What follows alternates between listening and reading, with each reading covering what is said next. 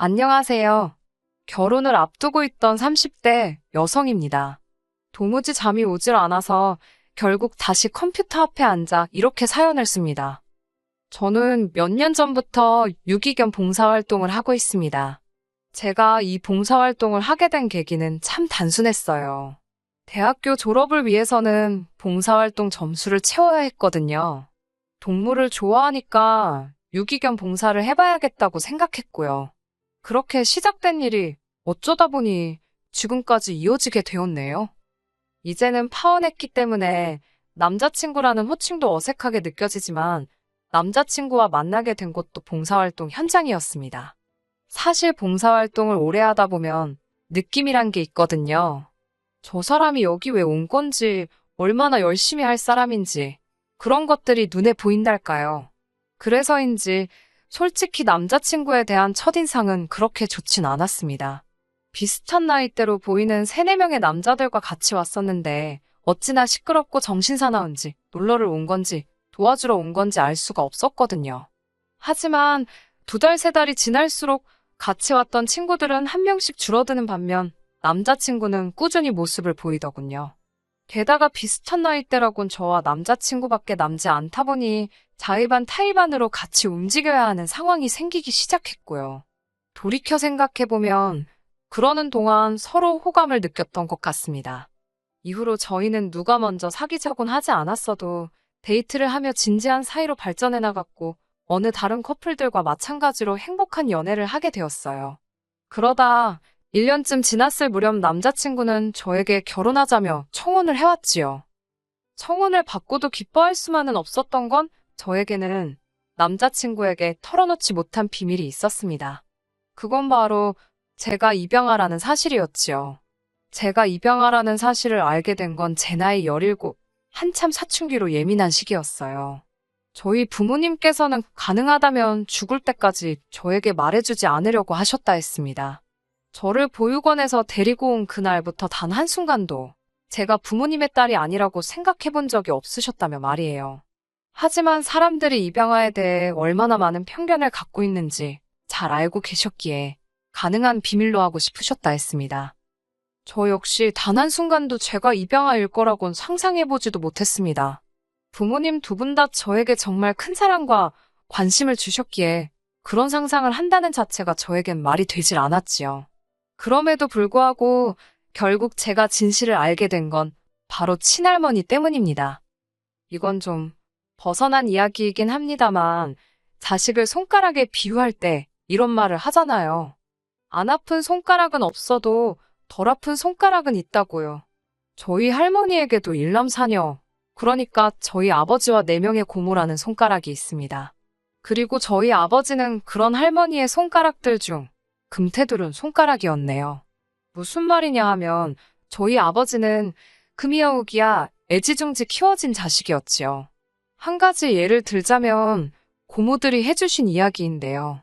어린 시절 할머니께서 밥을 지으시면 매니에 윤기가 좌르르 흐르는 부분은 주걱으로 살포시 떠서 아버지부터 주셨답니다. 고모들은 밥이 부족해서 찐감자로 식사를 대신할지언정 말이에요. 이처럼 아버지에 대한 할머니의 사랑은 동네 사람들이 다 알 만큼 유별나셨다 했습니다. 그런 아버지가 장가를 갔을 때, 그러니까 저희 어머니와 가정을 이루셨을 때 할머니께서 얼마나 손주보기를 학수고대하셨는지는 말하지 않아도 아실 것 같습니다. 하지만 어쩐 일인지 저희 부모님이 결혼식을 올리고 7년이란 시간이 흐를 동안 아기 천사가 찾아와 주지를 않더랍니다. 지푸라기라도 잡는 심정으로 병원에 갔다가 듣게 된 건 충격적인 소식이었는데 그건 바로 아버지에게 문제가 있다는 거였지요. 어머니와 아버지는 아이를 가질 수 없었고 2분은 고민 끝에 입양을 하기로 결심하셨대요. 할머니께서 그 이야기를 듣고 몇 날 며칠 머리를 싸매고 드러누우셨답니다. 뿐만 아니라 병원은 다 돌팔이라며 이게 다 아버지가 아닌 어머니 때문이라고 그렇게 억지를 쓰셨다네요. 저희 할머니가 원래 입이 거치시고 성격도 괄괄하십니다. 쌍욕은 안 하셔도 사람 가슴에 비수가 될 만한 말들을 아무렇지 않게 내뱉으시는 분이시지요. 제가 입양아라는 사실을 알게 된 날도 그랬습니다. 그날은 할아버지 제사를 지내기 위해 할머니 댁에 들렸던 날이었어요. 어머니와 고모들을 도와 자질구레한 심부름을 하고 있었는데 어쩌다 할머니와 제가 눈이 마주쳤습니다. 그때 저는 접시 여러 개를 나르고 있었는데 금방이라도 놓칠 것만 같아 신경이 곤두서 있었어요. 그래서 할머니랑 눈이 마주쳤음에도 뭐라 한마디 말도 제대로 붙이지 못하고 그릇 옮기기에만 집중을 해야 했지요. 그런데 할머니께서 갑자기 정말 뜬금없이 저더러 싸가지가 없답니다. 당신 알기를 뭐로 알아서 눈이 마주쳤는데도 고개를 피하냐고요. 그러더니 그때부터 저에게 악담을 퍼붓기 시작하셨습니다. 저더러 어디서 근본도 모르는 게 들어와서는 당신을 아주 깔본다면서 어이가 없답니다. 근본도 모른다니 그게 무슨 말씀이시냐고 저도 모르게 따지고 들었습니다. 그때 어머니와 아버지께서 그래도 어른이랑 맘먹으려고 들면 어쩌냐며 저를 방으로 밀어넣으셨어요.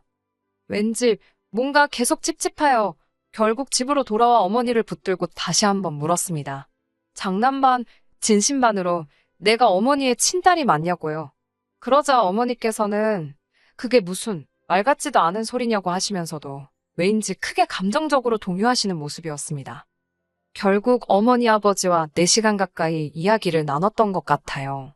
혹시나 제가 상처라도 받을까 걱정이 되셨는지 저를 품에 꼭 안고 그동안의 사정을 말씀해 주셨어요.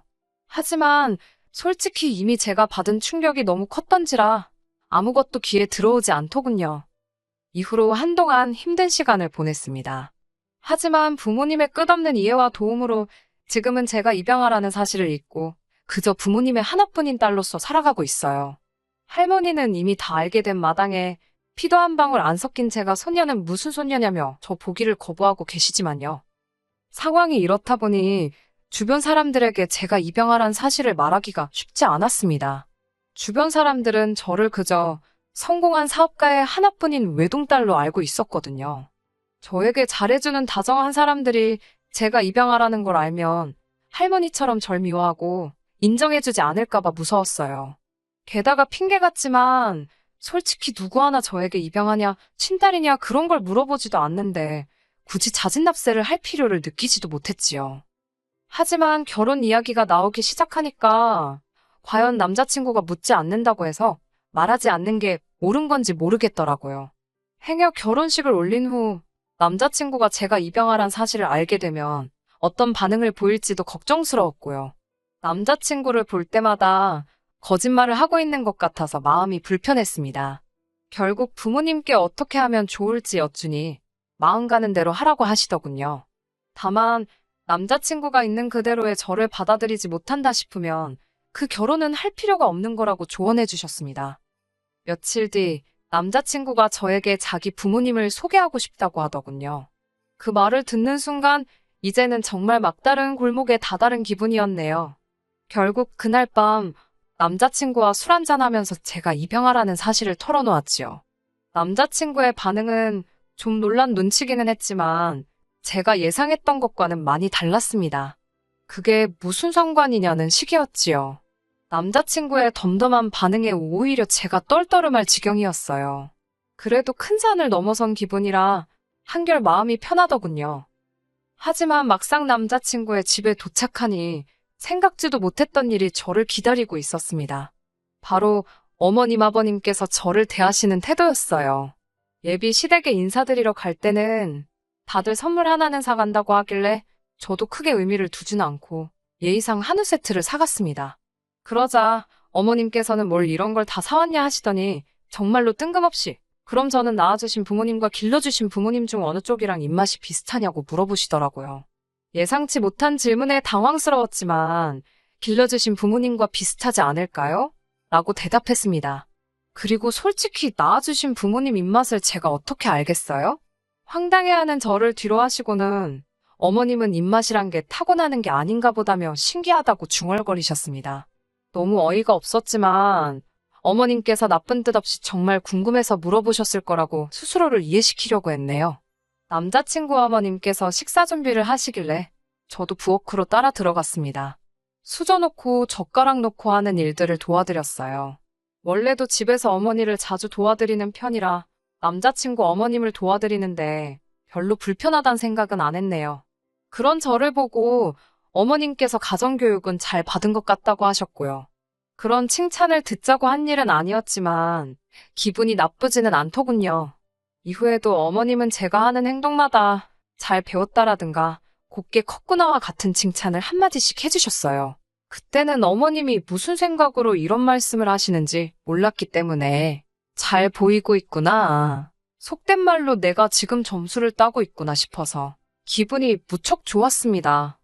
식사를 하는 동안에는 아버님이 주로 대화를 이끌어 가셨습니다. 아버님께서는 저희 아버지가 하시는 사업에 큰 관심을 보이셨어요. 구체적으로 어떤 사업을 하시는지 말씀드리면 알아보시는 분도 계실 것 같아서 언급하기는 어렵지만 규모가 제법 크고 언젠간 제 것이 될 거라 하셨습니다. 하지만 할머니께서 핏줄도 아닌 외부인에게 대를 이은 사업을 넘겨줄 수는 없다며 당신 눈에 흙이 들어가기 전까진 절대로 안 된다 하셨습니다. 저도 집안에 분란을 일으키면서까지 물려받고 싶은 생각도 없기에 지금 직장 생활을 하고 있고요. 하지만 남자친구 아버님께 이런 시시콜콜한 부분까지 말씀드리진 않고 그저 아버지께서 어떤 종류의 사업을 하신다 정도만 간단하게 말씀드렸습니다.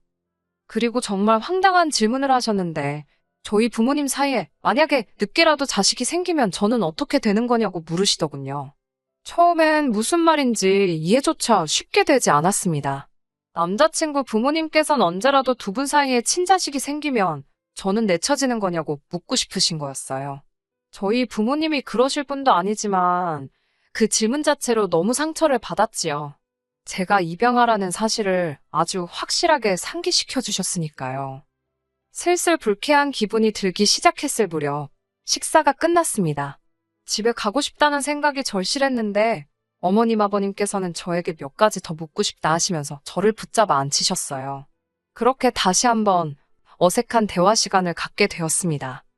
어머님께서는 저더러 절 낳아주신 진짜 부모님에 대해서는 아는 게 좀 있냐고 물어보셨습니다. 그런 질문 자체가 불편하고 황당해서 이름이고 뭐고 아무것도 아는 게 없다고 말씀드렸지요.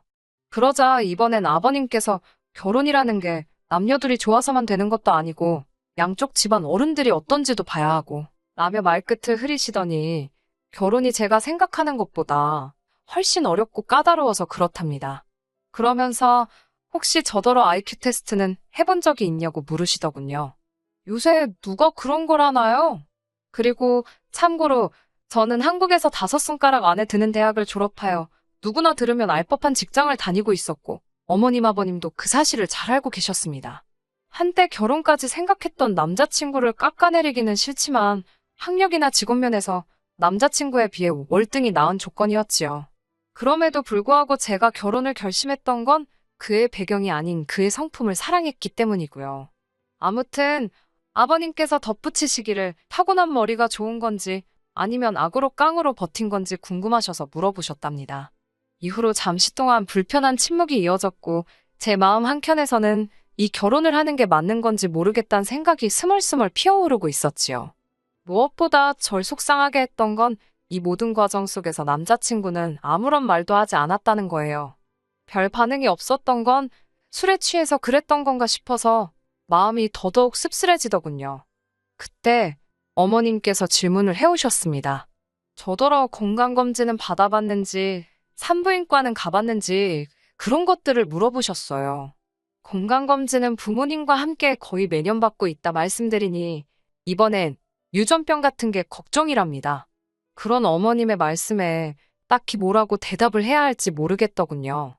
저도 정말로 절 낳아주신 친부모님께서 어떤 사람들인지 알지 못했으니까요. 이쯤 되니까 도대체 무슨 말씀이 하고 싶으신 건지도 모르겠고 기분만 점점 나빠지고 결국 제가 먼저 어머님 아버님께 혹시 저한테 뭐 궁금하신 게 있으신지 여쭈어 봤습니다.